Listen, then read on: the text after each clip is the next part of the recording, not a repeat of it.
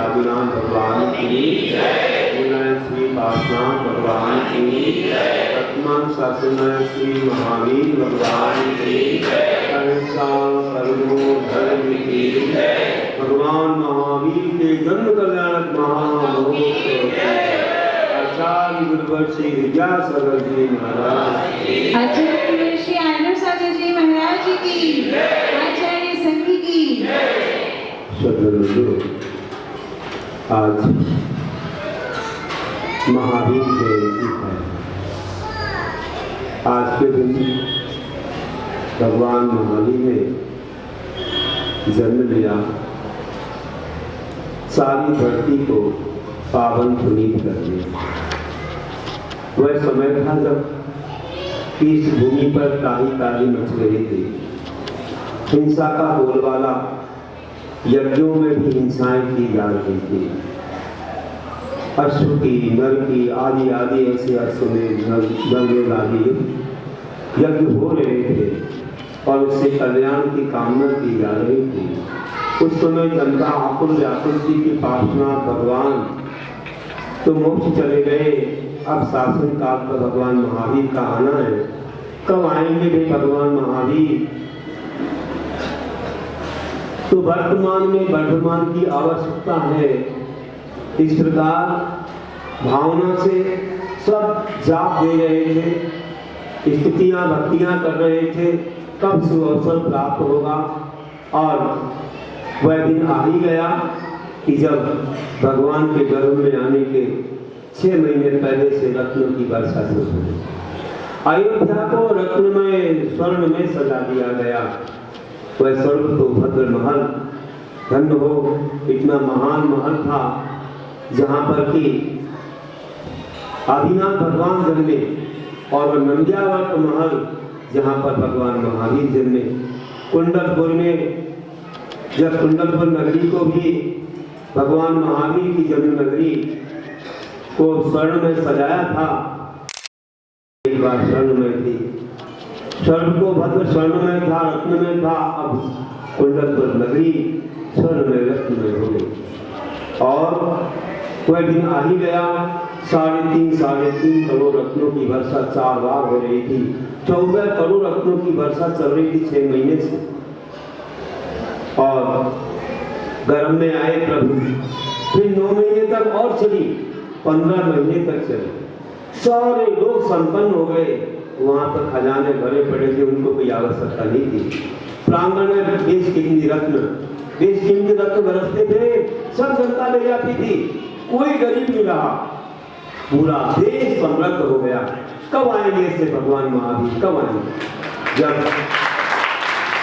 जब कोई नेता नोट बांटता है, नेता लोगों को सब देता है, तो कहते कब जीत जाएगा, कब उसको हम नेता के रूप में, एक पद के रूप में देख लेंगे। तो उनके लिए कितना महान वैभव, स्वर्गीय वैभव लुटा दिया देवों ने। कौन नहीं देखना चाहता था तीर्थंकर को। और जब वे जन्मे, जब जन्म हुआ तो ऐसा उत्सव हुआ कि देवों के आसन हिल गए, शंख बज गए, घंटानाद हो गए, और सब ने जाकर के अवधि ज्ञान से जानकर परोक्ष में कुछ कदम जाकर के नमस्कार किया, नमस्कार किया। और वहां से आ गए परिवार से ऐरावत हाथी पर सवार होकर। वहां से निकलता 1 लाख योजन का होता है, धीरे धीरे कम होता जाता है, यहाँ के हिसाब से हो जाता है। पूरा परिवार आता है, कितनी सुननाएं, सुनना पर तालाब, उसके ऊपर कमल, और कमल के एक पत्ते पर देवियां नृत्य करती है। कैसा होता होगा ऐरावत हाथी में, तो देव ही बनता है। पूरा परिवार आता है सारे चारों निकाय के देव वैमानिक और सब भगवान बनकर ज्योतिष के देव आते हैं अपने परिवार के साथ और पूरे नगर की परिक्रमा लगाते हैं। और उस महल में इंद्राणी को भेजा जाता है। वो जाकर के माता को मायामयी निद्रा में सुला करके, मायामयी बालक को लेटा करके कि माँ को कष्ट ना हो, निद्रा खुल गई तो कहाँ गया बालक, और महान तीर्थंकर प्रभु को लेके आती है और इंद्र को सौंपती है। कैसा हुआ बालक का ऐसा रूप था, तीन लोक में ऐसा रूप नहीं, महान रूप कामदेव से ज्यादा बढ़ करके वो रूप था। इंद्राणी से बार बार प्रार्थना कर रहा था वह इंद्र कि हमको दे दो हम देख ले इसको। बहुत प्रार्थना करवा ली, फिर सौंपा। देखा तो हजार नेत्र बना करके देखा, ऐसा रूप था उनकी तीर्थंकर का। और उनको तांडव नृत्य किया। सुमेरु पर्वत पर अभिषेक हुआ बड़े बड़े कलशों से, ऐसे योजन वाले कलश, योजनों वाले क्षीरोदरी समुद्र से जल आया, जहाँ का जल क्षीर के समान, दूध के समान स्वाद वाला है। और सब इंद्र लग गए और दे रहे थे एक दूसरे को। और 16 निशान इंद्र मेरु पर्वत पर बीच में प्रभु को बिठा करके आजू बाजू उनके पीठ होते अभिषेक कर रहे थे। अप्सराएं नृत्य कर रही थी मंगल द्रव्यों के साथ। अभिषेक चल रहा था। 16 इंद्र को शंका हो गई, इतने बड़े कलशों से ये कैसे सह पाएंगे, कैसे सह रहे होंगे। वीर प्रभु को जन्म से बलिदान होता है, उनने जान लिया। और जान करके क्या किया, जोर से श्वास ले ली, कोई मक्खी के समान होने लगे। कोई करके अंगूठा दबा दिया तो पर्वत बन गया। तो मालूम पड़ा अरे भगवान को तो ज्ञान हो गया कि मुझे क्या शंका हुई है, ये तो महावीर है, ये तो धन्य है, इनके पास वह शक्ति है। और अभिषेक के बाद इंद्राणी ने प्रक्षाल किया। बार बार पहुंच रही थी, जो बालक थे तो दिक्कत नहीं थी इंद्राणी को छूने में। और बहुत पहुंच रही थी तो इंद्र ने कहा पगड़ी क्या कर रही, इतनी देर हो गई पहुंचते पहुंचते। अरे तो पानी जल तो निकल ही नहीं रहा है, ये जल नहीं है। जल तो कुछ गया, ये तो उनके शरीर की जो कांति है और आभरणों की कांति उनके शरीर पर पड़ रही है। और दर्पण के समान तुझे पानी जैसा लग रहा है, पानी नहीं, उनका शरीर इतना सुंदर है। उन्हें हैरान मत कर, परेशान मत कर। अच्छा ऐसा है क्या। इसके बाद फिर अलंकारों से अलंकार किया। देखो वहाँ जो स्तंभ होते हैं स्वर्गों में, उनमें पेटियां लटकी रहती, वहाँ तीर्थंकरों के अलंकार होते हैं, वहाँ से लाए जाते हैं। बस अलंकारों से अलंकार किया और ऐसी वेशभूषा के साथ उन्हें लाया गया और खूब नृत्य हुए, करोड़ों वाद्य बजे। और आकर के फिर नंद्यावर्त भवन में सबसे ऊपर माता के सामने लेटाया। माँ की निद्रा भंग हुई। सोचा ये कौन है, इतना रूपवान कहाँ से आ गया, धन्य हो तीर्थंकर ऐसे होते महान। कहा कि हमें क्षमा कीजिए, हम आपकी बिना आज्ञा के ले गए और अभिषेक हुआ और हमने श्रृंगार किया है, हम तो धन्य हो गए। तो ऐसा महान अवसर आया और उनके साथ देवों को पीड़ा करने छोड़ा। देवियां अच्छे भजन सुनाती थी, माता से बहुत अच्छी धर्म चर्चा करती थी। बालक बढ़ता गया और सब धीरे धीरे वह सब कलाओं में पारंगत हो गया।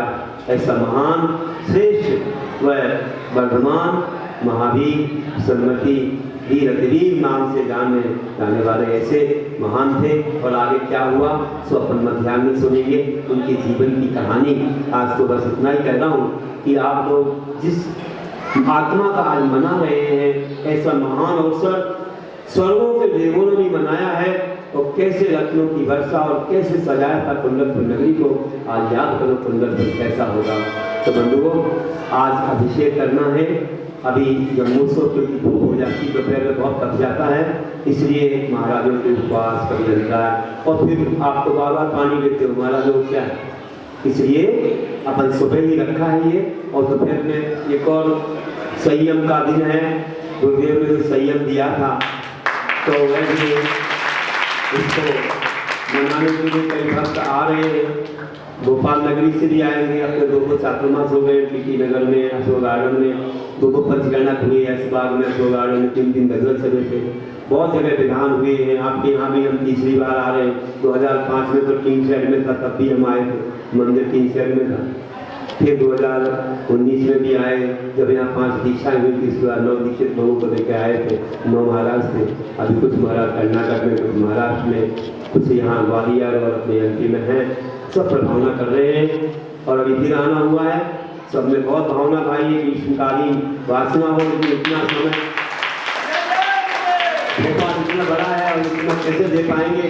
फिर भी भाव हुआ है कि चलो आए हैं तो ये कार्यक्रम तो आपको मिल ही गया, ये तो और भी लोग चाह रहे थे और आगे भी भाव आया है कि होगा तो निकट जल्दी से जल्दी 1-2 दिनों में कोई अच्छी एक व्यवस्था बने कि उनको करीब 1 सप्ताह में ज्ञान से इतना भर दिया जाए कि लगातार फिर तो बहुत सारे मुनि आदि का समय यहाँ पर आएंगे। शाम को प्रश्नोत्तरी होती है 6:30 बजे।